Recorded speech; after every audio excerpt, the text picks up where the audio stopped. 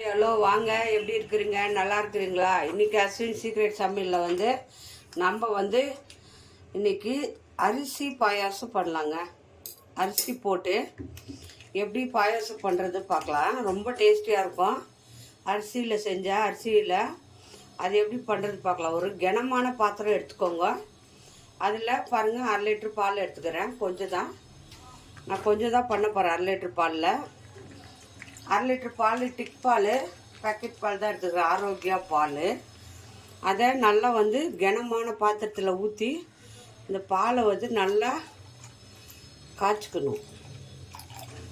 காய்ச்சிட்டு அரிசி வந்து எடுத்து ஒரு 1 மணி நேரம் 2 மணி நேரத்துக்கு முன்னாடி அரிசி ஊற வச்சிடணும். கொஞ்சமாக, ரொம்ப அரிசி போடக்கூடாது, கொஞ்சம் அரிசி தான் போடணும். ஒரு கை கொஞ்சோண்டு அரிசி எடுத்து தண்ணி நல்லா கழுவிட்டு நல்லா தண்ணி ஊற்றி வச்சுருங்க.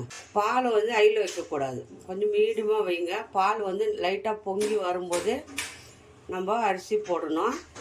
அரிசி பாயாசம் எல்லாருக்கும் பிடிக்கும், ரொம்ப டேஸ்டியாக இருக்கும். சிம்பிளாக குயிக்காக பண்ணலாம். 5 நிமிஷம் கூட ஆகாது. பால் காய்ஞ்சா உடனே பாயாசம் ரெடி ஆகிடும். பாருங்கள், பால் ஊற்றிட்டு அப்படியே விடாதுங்க, கொஞ்சம் நுர வரட்டும். இது வந்து நல்லா பால் காயணும்.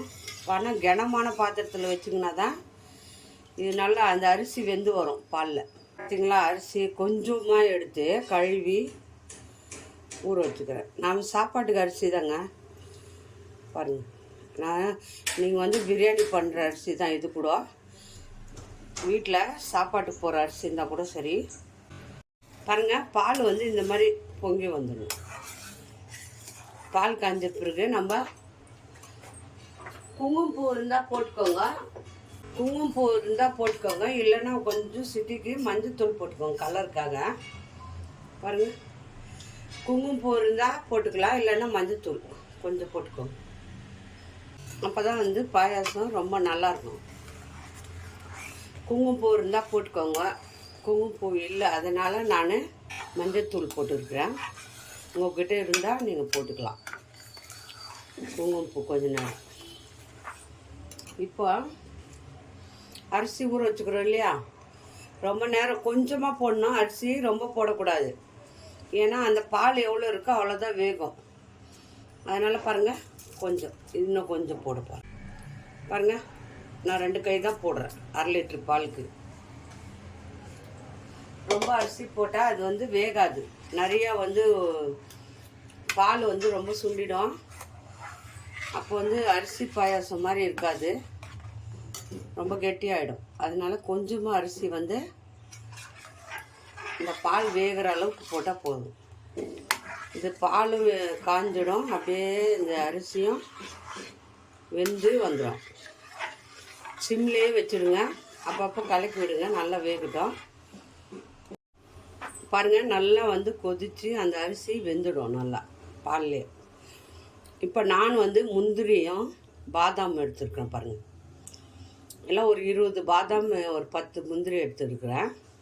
அது கூட ஏலக்காவும் போட்டுருக்கேன். பாருங்கள், ஏலக்காய், முந்திரி, பாதாம் போட்டு இது மிக்சி ஜாரில் 1 பாதியமாக அரைச்சிட்டு வந்துடுங்க. மிக்சி ஜாரில் 1 பாதியமாக அரைச்சிட்டு வந்துடணும். ரொம்ப நைஸ் அரைக்கூடாது, 1 பாதியமாக. பாருங்கள், அரிசி வந்து பாருங்கள் பாதி வெந்திருக்கு. இப்போ நம்ம சர்க்கரை போட்டுக்கணும். அரிசி பாதி வெந்துக்குது. சுகர் எவ்வளோ வேணுமோ, உங்களுக்கு சுகர் ஜாஸ்தி வேணால் ஜாஸ்தி போட்டுக்கலாம். நான் ஒரு 4 ஸ்பூன் எடுத்துக்கிறேன். அரை கப்பு சுகர் தான் போடுறேன். ஏன்னா அந்த அரிசி வேகிறதுக்குள்ளே இந்த பாலெல்லாம் சுண்டிடும். அப்போது வந்து சுகர் கரெக்டாக இருக்கும். ஜாஸ்தி சுகர் வேணால் நீங்கள் இன்னும் ஜாஸ்தி போட்டுக்கலாம். 4 கப்பு வேணாலும் நீங்கள் போட்டுக்கலாம், 1 கப்பு வேணாலும் நீங்கள் போட்டுக்கலாம். நான் அரை கப்பு சர்க்கரை போட்டுருக்குறேன். அவ்வளோதான், போதும். ஸ்வீட் ஜாஸ்தி வேண்டாம். பாருங்கள், அந்த அரிசி வந்து பாதி வெந்துடுச்சு, தெரியுதுங்களா? இன்னும் அந்த சர்க்கரை காரையும் இந்த அரிசியும் வெந்துடும். அரிசி வந்து ரொம்ப வந்து குழையக்கூடாது, சாப்பிட்ற மாதிரி இருக்கணும். பாருங்கள், முந்திரி, பாதாம், ஏலக்காய் 3யும் இந்த மிக்சி ஜாரில் 1 பாதியமாக அரைச்சி இருக்கிறேன். பாருங்கள், நைஸாக கூட அரைக்கல. பாருங்கள், முழுசாக இருக்குது அப்படியே கொஞ்சம் கொஞ்சம் பாதி பாதியாக இருக்கும். அப்படி போட்டால் தான் நல்லாயிருக்கும் டேஸ்ட்டு. நல்லா வந்து அரிசி வெந்துடும். இதில் இப்போ நம்ம இதையும் போட்டுக்கலாம். சக்கரை கரைஞ்சிருச்சு. இதை இந்த பவுடரையும் இதில் போட்டுக்கணும். பாதாம் முந்திரி அந்த பவுடரையும் இதில் கொட்டிடுங்க. இந்த பாயாசம் பண்ணிடலாம். 5 நிமிஷம். ஒரு பால் தான் இது. தண்ணி வந்து ஒரு டிராப்ஸ் விடக்கூடாது. இப்போலாம் நம்ம வீட்டிலையே இது செஞ்சு சாப்பிட்றது அரிசி பாயாசம்.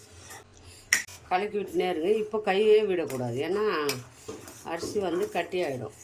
அப்படியே கையிலே விட்டு கை விடாமல் கலக்கிட்டே இருந்தீங்கன்னா தான் அரிசி வெந்து வந்துடும். நல்லா கெட்டியாகிடும். பாருங்கள் அடி பிடிக்கும், ஏன்னா நம்ம பாதாமெல்லாம் போட்டோம் இல்லையா, அது அடி பிடிக்க ஆரம்பிச்சிடும். அதனால் கையே விடாமல் நல்லா கலக்கிட்டே இருங்க. பாருங்கள் அரிசி எல்லாம் வெந்து வருது. நீங்கள் ஆஃப் பண்ணி விட்டால் கூட இதிலே வெந்துடும். அரிசி இந்த சூடு இருக்கு இல்லையா, அதிலே வந்துடும். பாருங்கள் அது பாலில் வேகும்போது அது ஒரு டேஸ்ட்டே வேறு. இந்த அரிசி பாலில் வேகும்போது செம்ம டேஸ்ட்டாக இருக்கும். நான் சுகர் கம்மியாக தான் நாங்கள் சாப்பிடுவோம், அதனால கம்மியாக தான் போட்டுக்கிறேன். உங்களுக்கு வேணுன்னா நீங்கள் நல்லா சுகர் போட்டுக்கலாம். கொஞ்சம் அரிசி போடணும், ஏன்னா அரிசி வந்து நிறையெல்லாம் ஊற வச்சிங்கன்னா பால் வந்து லிட்டர் கணக்கில் ஊற்றும்.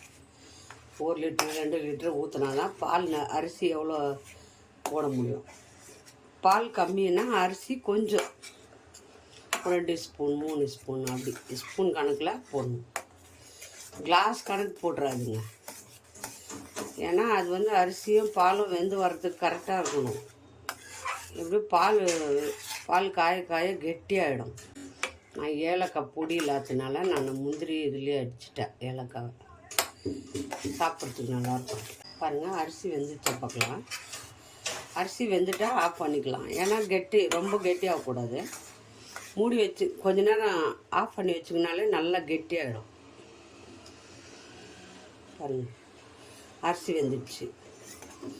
இப்போ வந்து நம்ம ஆஃப் பண்ணிவிட்டு விட்டுங்கன்னா அது சூட்லேயே அது வெந்துடும். நல்லா சாஃப்டாக வெந்து போதும். நம்ம இப்போது ஆஃப் பண்ணிவிட்டு ஒரு 5 நிமிஷம் விட்டுருங்க. வெந்து அப்படியே வெந்திருக்கு, நல்லா அப்படியே கெட்டியாகிடும். ரொம்ப சாப்பிட்ற மாதிரி ஸ்பூனில் சாப்பிட்ற மாதிரி ஆகிடும். ஆஃப் பண்ணிடலாம். அவ்வளோதான். ஆஃப் பண்ணிவிட்டு ஒரு 5 நிமிஷம் விட்டுருங்க. இந்த சூட்லேயே இது வந்து அரிசி நல்லா வெந்து பாருங்கள் சூப்பராக வந்து ஆயிடுச்சு. நல்லா வெந்து போச்சு அரிசி. வெறும் பாலும் பாதாமும் முந்திரி அவ்வளோதாங்க. சூப்பரான டேஸ்டியான இந்த மாதிரி தான் ஆகிடுங்க கெட்டியாக. அப்படியே ஸ்பூனில் எடுத்து சாப்பிட்ணும். நல்லாயிருக்கும் டேஸ்டி சாப்பிட்றதுக்கு. யாருக்கு இந்த பாயாசம் பிடிக்குமோ லைக் பண்ணுங்கள், ஷேர் பண்ணுங்கள், கமெண்ட் பண்ணுங்கள். மறக்காத அஸ்வினி சீக்ரெட் சமையலை சர்ப்ரைஸ் பண்ணுங்கள். இன்னொரு டிஷ்ஷில் பார்ப்போம்.